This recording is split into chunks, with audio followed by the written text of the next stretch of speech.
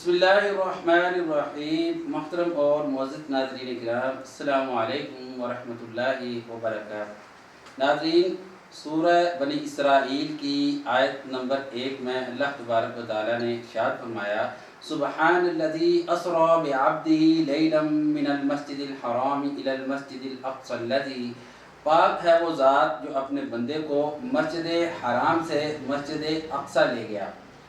बारकना हौलहू, जिसके इर्द गिर्द हमने बरकत दी, लिनुरियहू मिन आयातिना, ताकि हम उसको अपनी तमाम निशानियाँ दिखाएं। इन्नहू हुवस समीउल बसीर, बेशक वो अल्लाह सुनने वाला देखने वाला है। नाज़रीन, इस आयत मुबारका में वाक़या मेराज को बयान फरमाया गया है और इसको अल्लाह की अज़ीम कुदरत का मदर फरमाया गया है, इसलिए कि दुनिया इससे आजिज़ आए कि खुद रसाई हासिल करे। मेराज का माखज़ उरूज है, जिसके माना बुलंदी के हैं। क्योंकि आप सल्लल्लाहु अलैहि वसल्लम को आसमानों पर बुलाया गया, इसलिए इसको मेराज कहते हैं। इस्लाम के शदाइयों पर से जब मक्का की मुश्किलातों इम्तहानात की ज़िंदगी ख़त्म हुई तो हिजरत मदीना के तकरीबन 1 साल कबल वो मुबारक शब आई और इस शब की वो मुबारक घड़ी आई जिसमें सरकार दो आलम सल्लल्लाहु अलैहि वसल्लम को सैर मलाकुती होनी थी, जिसमें अल्लाह रब्बुल इज़्ज़त की तरफ से ख़ास अहकाम का नफाज अमल में आना था। रिज़वान जन्नत को हुक्म मिला कि आज मेहमान सराय गैब को नए साजो बर्क से आरास्ता किया जाए कि शाहद आलम यहाँ आज मेहमान बनकर आएगा। नबी करीम सल्लल्लाहु अलैहि वसल्लम खाना काबा खदीम में इस तरह सो रहे थे कि आँख सो रही थी लेकिन कल्ब मुबारक जाग रहा था। हज़रत जिब्रील अलैहिस्सलाम तशरीफ़ लाए, आप सल्लल्लाहु अलैहि वसल्लम को जगाया, आपके सीना मुबारक को चाक किया और फिर कल्ब मुतहर को आब ज़मज़म से धोया और लाखों किस्म के अनवारात से पुर फरमाया। जब हुज़ूर सल्लल्लाहु अलैहि वसल्लम जैसी पाक और मुतहर ज़ात के कल्ब मुबारक को धोया गया तो हम मुसलमानों के दिलों को गैरुल्लाह से पाक किए बगैर अल्लाह ताला हिदायत नहीं देगा। इसलिए दिल को शिर्क से पाक करना बहुत ज़रूरी है। जिस तरह हुज़ूर सल्लल्लाहु अलैहि वसल्लम के कल्ब मुबारक को ज़मज़म से 3 मरतबा धोया गया, इसी तरह हुक्म दिया कि वुज़ू करते वक़्त अपने आज़ा को 3 मरतबा धोया करो। इसके बाद आप सल्लल्लाहु अलैहि वसल्लम की खिदमत में सवारी पेश की गई जिसका नाम बुराक है। बुराक वर्ग से है जिसके माना बिजली के हैं और यानी ये बिजली की तरह तेज़ रफ्तार है। नबी करीम सल्लल्लाहु अलैहि वसल्लम फरमाते हैं कि मेरी नज़र जहाँ जहाँ पड़ती उसके कदम वहाँ पहुँच जाते। जब आप सल्लल्लाहु अलैहि वसल्लम बुराक पर सवार हुए तो बुराक खुशी से कूदने लगा। हज़रत जिब्रील अलैहिस्सलाम आप सल्लल्लाहु अलैहि वसल्लम को लेकर जब पहले आसमान पर जिसका नाम बाबुल हफीज़ है पहुँचे तो हज़रत जिब्रील ने दरवाज़ा खुलवाया, पूछा कौन? जवाब दिया जिब्रील। पूछा आपके साथ कौन? जवाब दिया नबी आखिरुज़्ज़मा मोहम्मद सल्लल्लाहु अलैहि वसल्लम हैं। अल्लाह ताला ने बुलवाया है। मरहबा मरहबा के साथ बेशुमार फरिश्तों ने आपका इस्तकबाल किया।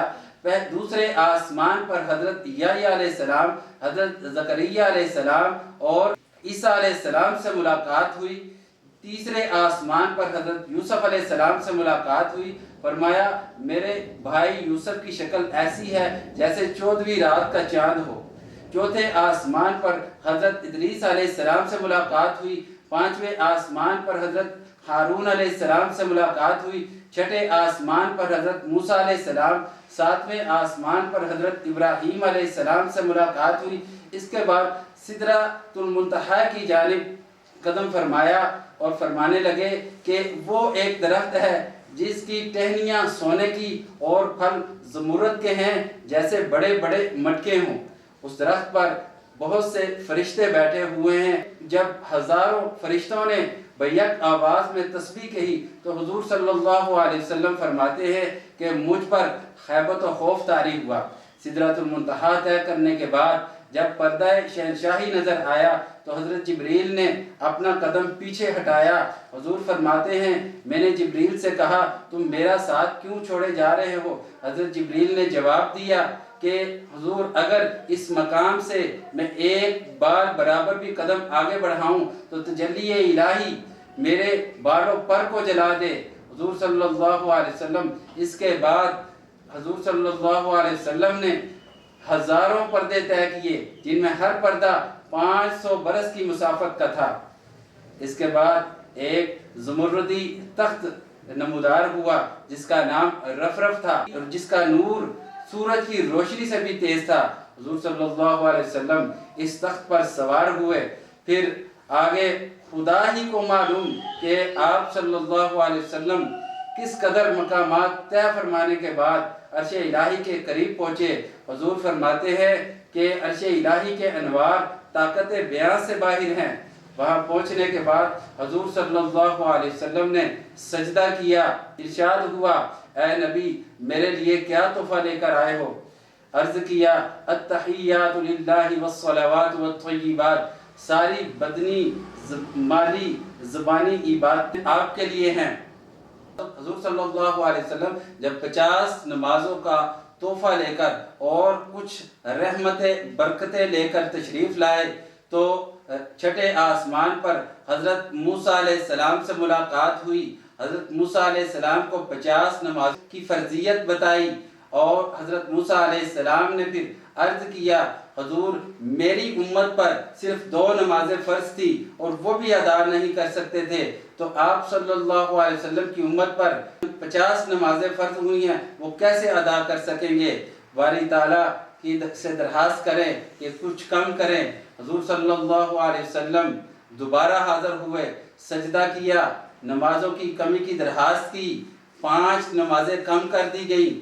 حضرت موسیٰ علیہ السلام سے پھر ملے اور پھر اور کم کروانے کا مشورہ دیا اور اس کے بعد 5 اور کم کر دی گئیں، یہاں تک کہ حضور بار بار آتے اور کم کرواتے، 5 بقایا رہ گئیں۔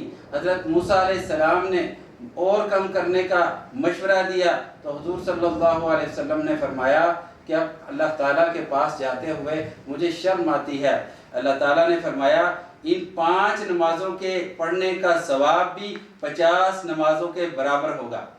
اس کے بعد جنت و دوزخ کی سیر کرائی گئی۔ حضور صلی اللہ علیہ وسلم جنت کی خوبصورتی اور شان بیان کرتے ہوئے فرماتے ہیں کہ جنت کی 4 دیواری سونے کی ہے، جنت کا دروازہ 40 برس کے راستے چوڑا ہے، جنت میں موتی کے خیمے ہیں، زمین کی مٹی خالص مشک کی ہے۔ فرماتے ہیں میں نے جنت میں ایک موتی کا قبہ دیکھا جس کے اندر سے جنت کی نہریں دودھ شراب پانی جاری ہیں۔ فرماتے ہیں کہ میں نے جنت میں سرخ یاقوت کا محل دیکھا جس کے نیچے جاری نہر کے کنارے ایک حور منہ دھو رہی ہے۔ پوچھا یہ کس کا محل ہے؟ عرض کیا عمر بن خطاب کا ہے۔ فرمایا کہ عمر تیری حیا اور غیرت یاد آ گئی اس لیے کہ میں اس محل میں داخل نہ ہوا۔ اسی طرح جنت کے بہت سے عجائبات دیکھنے کے بعد دوزخ بھی دیکھی۔ العیاذ باللہ، خچر کے برابر بچھو، اونٹوں کے برابر سانپ، لوہے کی چکیاں پہاڑوں کے برابر جن میں دوزخیوں کو پیسا جائے گا۔ یہ سب کچھ دیکھنے کے بعد حضور صلی اللہ علیہ وسلم نے بیت المقدس کی طرف نزول فرمایا، براق پر سوار ہو کر مکہ معظمہ کی طرف روانہ ہوئے۔ روحہ کے مقام پر ایک قافلہ ملا اور راستے میں ایک اور قافلہ ملا۔ یہ سب کچھ دیکھنے کے بعد صبح صادق کے وقت حضور صلی اللہ علیہ وسلم مکہ معظمہ میں ام ہانی کے گھر تشریف لائے۔ ام ہانی کو پورا ماجرا بیان کیا۔ ام ہانی نے عرض کیا کہ حضور قریش سے اس واقعے کا ذکر نہ فرمائیں، وہ آپ کو جھٹلائیں گے۔ حضور صلی اللہ علیہ وسلم نے صبح جب معراج کا ذکر کفار و مشرکین سے کیا تو سب نے انکار کر دیا۔ ابو جہل خوشی کے ساتھ حضرت ابو بکر صدیق کے پاس آیا کہ اس امید میں وہ بھی انکار کر دیں گے۔ تو کام بن جائے گا۔ اس نے جب حضرت ابو بکر صدیق کو بتایا تو حضرت ابو بکر صدیق نے فرمایا کہ اگر میرے محبوب محمد صلی اللہ علیہ وسلم یہ بات کہتے ہیں تو میں تصدیق کرتا ہوں کہ وہ سچ کہتے ہیں۔ قریش نے حضور صلی اللہ علیہ وسلم سے طرح طرح کے سوالات کیے کہ آج رات آپ اگر بیت المقدس گئے تو بیت المقدس میں مسجد کا نقشہ بیان کریں، مینار کتنے ہیں، برج کتنے ہیں، محرابیں کتنی ہیں، منبر کیسا ہے۔ تو اللہ تعالیٰ سے آپ صلی اللہ علیہ وسلم نے دعا کی، اللہ تعالیٰ نے سارے پردے ہٹا دیے، بیت المقدس سامنے نظر آنے لگا، آپ صلی اللہ علیہ وسلم نے سب کچھ بتا دیا اور یہ بھی کہا کہ یہ قافلے رات کو آ رہے تھے، وہ قافلے بھی پہنچ گئے، قریش لاجواب ہو گئے۔ مسلمانوں، حضور صلی اللہ علیہ وسلم نے سب کچھ اپنی آنکھوں سے دیکھا، اس لیے ہماری کامیابی اسی میں ہے کہ ہم اس واقعے کی تصدیق کریں۔ ایک رات میں معراج کا ہونا اور وہ بھی تھوڑے سے وقت میں مکہ مکرمہ سے بیت المقدس جانا اور بیت المقدس سے آسمان تک کی سیر کرنا، نبیوں سے ملاقاتیں، فرشتوں سے ملاقاتیں، امامت انبیاء، سیر آسمانی و مشاہدات جنت و دوزخ اور دیگر مشاہدات غیبی، یہ سب چیزیں عقل میں نہیں آتی۔ اس لیے اللہ تعالیٰ نے اس معراج کے واقعے کا ذکر آیت سبحان سے شروع فرمایا کہ جس کا معنی ہے پاک ہے وہ ذات، یعنی جو چیز تمہارے لیے محال و ناممکن ہے اللہ تعالیٰ اس سے پاک ہے، اس کے لیے کوئی چیز مشکل و محال نہیں ہے، اس لیے کہ وہ ہر چیز کا خالق و مالک ہے۔ وہ لفظ کن سے جو چاہے کر سکتا ہے، وہ قطرہ منی سے انسان جیسی خوبصورت شکل بنا سکتا ہے، وہ زمین و آسمان کو پیدا کرنے والا ہے، وہ جو چاہے کر سکتا ہے۔